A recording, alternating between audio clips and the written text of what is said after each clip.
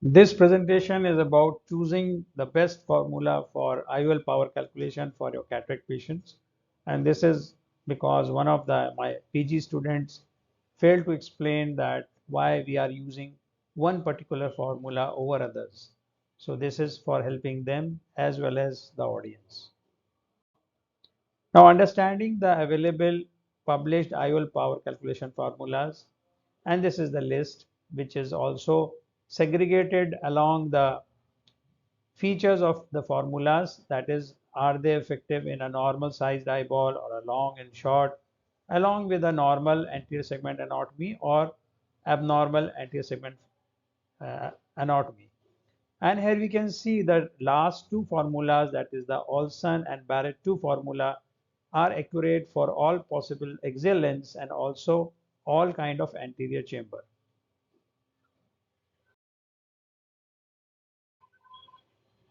So these two formulas, they stand out and provide accurate IOL power for all possible combination of axial length and anterior chamber depths.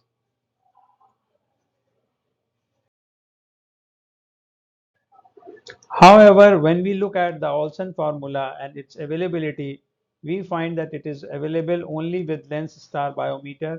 So that means one has to purchase one such biometer, then only it is available for use.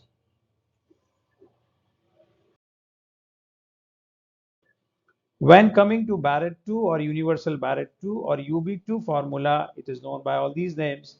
It is available online and you simply have to input the data which is acquired from any given biometer and it will calculate the IOL power for you. So this is one advantage of Barrett 2. Coming to the question that why do I particularly use Barrett 2 for my patients? We'll understand this in few given slides. So this is one variable which is known as axial length, and it is basically the length of the eyeball measured from the corneal epithelium up to the foveal depression.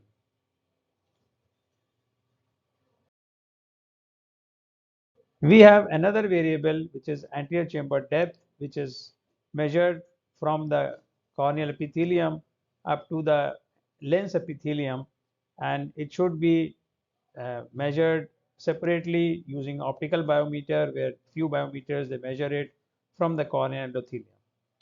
So these two variables are in play whenever you are using these formulas because all of them are equally effective when a given eye has a standard and normal dimensions with respect to the anterior chamber depth and the axial length.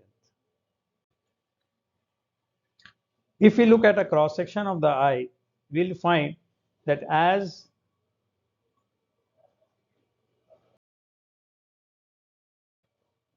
the axial length increases, there's a proportional increase in the anterior chamber depth.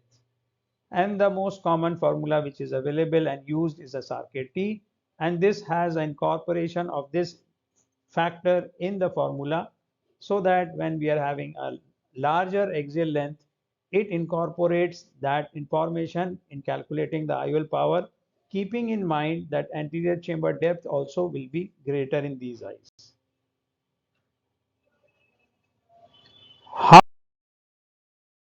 However, the problem arises when you have an eye which is short or normal axial length.